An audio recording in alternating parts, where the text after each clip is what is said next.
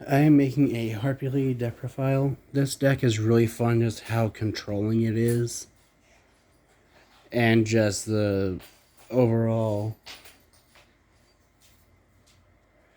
just swarming that this deck can do at times. And I just think it's really fun, so I figured I'd make a deck profile of it. So starting off with the monsters, I play 2 copies of Barrier Statue of the Storm Winds. Storm Wind is fun just because it doesn't let anyone special summon unless it's a wind monster, which 90% of this deck is. The only part of it that's not wind is just like a couple monsters in the extra deck. I think it's like 2 or 3. Yeah, literally only 2 monsters in the deck aren't wind. But moving on to the main monster of the deck is 3 copies of Harpy Lady. I only played this version because of how a certain monster in the extra deck requires a normal monster in order to be link summoned. And I just find it the best way to get, because it lets you end up getting like a total of 5 monsters in play or something like that. I don't remember exactly. Then I play 1 copy of Harpy Oracle. All the Harpy monsters other than Harpy Lady have the effect of their names are treated as Harpy Lady while they're on the field or in the grave. But Harpy Oracle has the effect of, if you control level 5 or higher Harpy monster, you can summon it from your hand for free. And if this card is normal or special summon, you can add 1 Spar Trap in your graveyard to your hand that lists Harpy Lady Sisters and its text during the end phase of this turn. So it's just another way to get more extension for the next turn, which, as far as I can tell, this deck has, at least with my using of it, has never OTK'd, so it's a control-based deck. Then I play 3 copies of Harpy Chandler. Chandler's name is always treated as Harpy Lady. You can discard a Harpy card for some other Harpy monster from your deck in defense position, except for another Chandler. But the fun part of this card, and why I play this in the extra deck, is that while you control a dragon, it's treated as level 7. Which comes in handy when it's level 7, you summon one of the 3 copies of Harpy Perfumer. Perfumer has the effect of, when it's normal or special summoned, you can add 1 spell trap when you deck your hand that lists sisters from your deck to your hand. But if you control level 5 or higher Harpy when it was summoned, or when the effect is activated, then you can add 2 different spells or traps from your deck to your hand. So like, instead of grabbing the 1 Egotist, you can grab Egotist and Feather Rest, or Egotist and Mirror Split. The only thing I'm sad about is that the one thing I want to be able to search that isn't searchable is one of the traps I'll get to later. Then I play 3 copies of Harpist.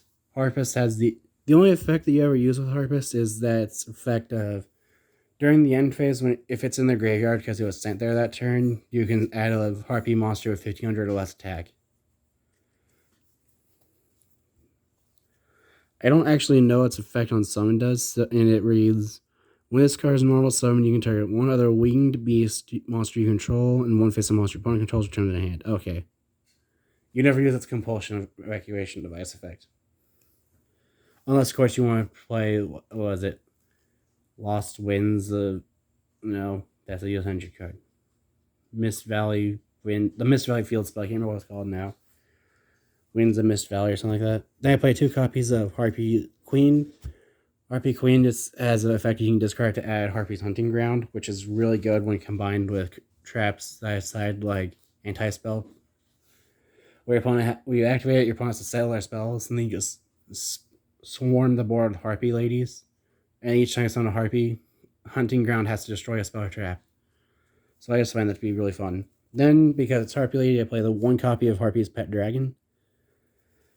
I only play this because I rank 7 play.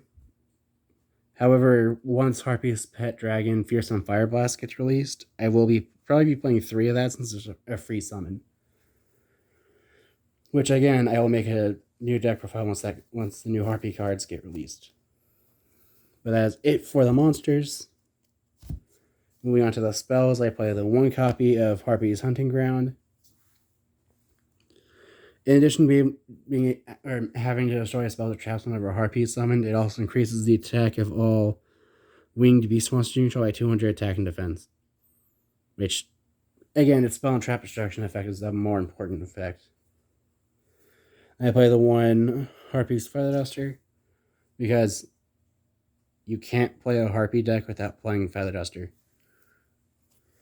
One copy of Alluring Mirror Split. Mirror Split just has the effect of if a Harpy monster is destroyed by battle, then you can summon another Harpy monster from your deck with a different original name. And then if it's destroyed by a card effect, or by an opponent's card effect, or I think it's be an opponent's card effect, it would make sense to us. It could just be a card effect in general.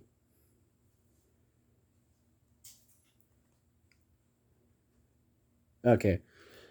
Or if it's destroyed by a Harpy card effect or an opponent's card effect, then you can special summon one Harpy monster from your graveyard. And you can only use each effect once per turn. Then I play one copy of Monster Reborn, because why not? 2 copies of Harpy's Feather Rest. Feather Rest is the Pot of Avarice Rest deck where you take 3 Harpy Ladies, shuffle them into your deck, and then draw 1 card. However, if you control level 5 or higher Harpy monster, then you can draw 2 cards instead of 1. Then I play 3 copies of Elegant Egotist. This card is dumb for this deck just because it says summon a Harpy Lady and it's not once per turn. I love how older random cards get their own archetypes. And then once with their new support, some of their old cards are really dumb, such as Elegant Egotist. Then I play 3 copies of Unexpected Die. If you control no monsters, Persona level 4 normal monster from your deck, aka Harpy Lady. Then to finish off the spells, I play 3 copies of Hysteric Sign. Hysteric Sign, you can only use one of its 2 effects per turn and only once that turn. When it's activated, you can add Elegant Egotist from your deck or graveyard to your hand. And during the end phase, if it was destroyed by a Harpy, I want to say it's by a Harpy card in your opponent's card effect. No, if his card is in the graveyard because it was sent from the hand or field this turn, add 3 Harpy cards with different names from each other from your deck to your hand. So let's let you search Harpy's Featherstorm, Harpy's Feather Duster, Harpy Chandler, literally any card as long as it has Harpy in the name. The only thing I'm sad about is that the 2 Hysteric cards don't have the effect of these cards treated as Harpy cards. Anyway, that's it for the spells. Moving on to the traps, I play 2 copies of Hysteric Party. I like Hysteric Party in this deck just because it's helped me win games, just because of how I only had 1 card in hand this set. 1 card I could bluff with, that was another set card, which I think at the time was like Dark Hole or Interrupted Kaiju Slumber, one of the 2. So I would activate that card just to bluff. Then I'd activate Hysteric Party, discarding the card, because typically when I activate, I'm discarding Unexpected Die. And then summon back like 5 Harpy monsters for no reason. Basically, Hysteric Party is a discard Call the Haunted, or discard Mass Call the Haunted. However, when it's destroyed, the summoned monsters are also destroyed. Then I play 3 copies of the dumbest trap in the game. One of the 2 dumbest traps in the game. This being Harpy's Featherstorm. Featherstorm can only be activated if you control a wind-winged beast.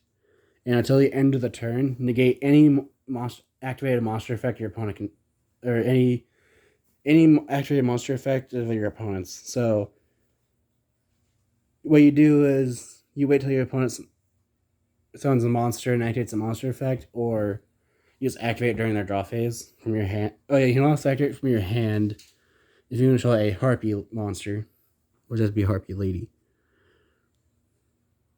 Yeah, as long as you control a Harpy monster, it can be activated from your hand at any time. So this card is dumb because of that. But it essentially just turns off your opponent's monster effects for a turn, or at least their activated ones. Also, if you set it on the field for some reason and it gets destroyed, it lets you add Harpie's Feather Duster, but that effect isn't as good as its effect to shut off your opponent's activated monster effects for a turn. Then I play 3 copies of Ice Dragon's Prison. Ice Dragon's Prison lets you bring back a monster from your opponent's graveyard. And then if your opponent has a monster that's the same type as the monster you brought back, you can banish both targets. Or both of them. And it does not target at all. So it's another card I like to use in order to get around cards like Red Eyes Dark Dragoon or Destroy Phoenix Enforcer. It's just really fun to use. But that is it for the main deck. Moving on to the extra deck, I play 1 copy of Imduk the World Chalice Dragon. I'm only playing this because it's a Link 1 dragon that can be made with Harpie Lady while you control Harp, and then you can summon Harpie Chandler. It becomes level 7. Discard a Harpie, summon Perfumer, get 2 searches, and then make some more Link.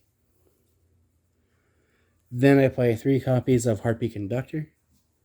Harpie Conductor is a really fun card where it just says if a Harpie monster or monsters you control be destroyed a battle or card effect, you can destroy 1 spell trap you control instead. So when I make this, I like to set something like Hysteric Sign, just because my opponent won't think that's what it is. Because it's like, oh hey, it's Sign, they will activate it so they can summon another Harpie and then make the bird. Then they go to destroy it, and it's like, okay, destroy Sign, get 3 searches during the end phase to ruin your day. But then its other effect is if another face-up Harpie monster you control returns to the hand, except during damage calculation or damage step, you can special summon 1 monster. You can target 1 special summon monster your opponent controls and return it to the hand. That effect is hardly ever used just because of how I don't play Harpie Dancer. But if you want to use that second effect of Harpie Conductor, then just toss in the 1 copy of Dancer. It's searchable. But I just like it for the protection effect by destroying a spot trap. Then I play the 1 copy of Rostvelgar, the Desperate Doom Eagle. I just like this because of how it's a quick effect. Target a monster in your opponent's grave, return to the deck. And if your opponent's low on monsters, then while they have no monsters in their grave, its attack points are doubled. So it's going to be a 4,800 beat stick that just returns monsters to the deck. Then I play 3 copies of Samorg, Bird of Sovereignty. This card is fun just in the fact that it and any winged beast monsters it points to can't be targeted by card effects. And then during the end phase, you can press on 1 winged beast from your deck that's level is equal to or lower than the number of open spell and trap zones on the field. So typically what you do when you make this is you'll summon it and then do other things, and at the end of the turn you'll summon a barrier statue from your deck. I just like to play 2 because it's really easy for your opponent to just attack over the 1 and then do other things. So unless they weren't able to make a board because of other traps being activated, I just summon a second one. Then I play 1 copy of Appaloosa, Bow the Goddess, because it's a wind deck, so why wouldn't I play one of the best Link 4 wind monsters? Then I play, for the non-wind monsters in this deck, I play the 1 copy of Mekk-Knight Crusadia Avramax, just for additional protection, and the 1 copy of Boral Sword whenever I do go to OT, or to end the game. Then I play 1 copy of Cyber Slash Harpie Lady. I find that 1 is enough, whereas 2 is probably better, but I do like this card at 1, just because it gives me more room for other cards. I'll probably end up taking out a Samorg and something else for Tornado Dragon and Abyss Dweller or something like that. Then I play 2 copies of Harpie's Pet Phantasmal Dragon. Phantasmal Dragon in this deck is really fun and annoying if you're playing against it. But it has the effect of, it only gets its effects while it has materials. But what its effects are that your opponent cannot target Harpie monsters you control with card effects or for attacks. And it can attack directly. But during each of your end phases, you have to use 1 material from it.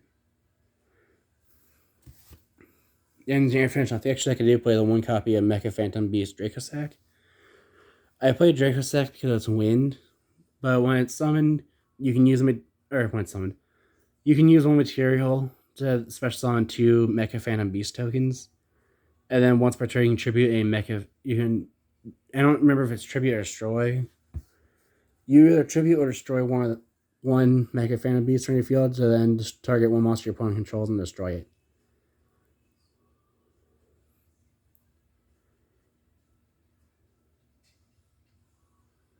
Okay, tribute a token, destroy a card, and then while you have tokens in play, it can't be destroyed by battle or card effects. That is it for my Harpie deck profile. If you have any ideas of how I can improve it, any decks you'd like to see me make, or decks you'd like to see face each other, feel free to comment those below. Thanks for watching.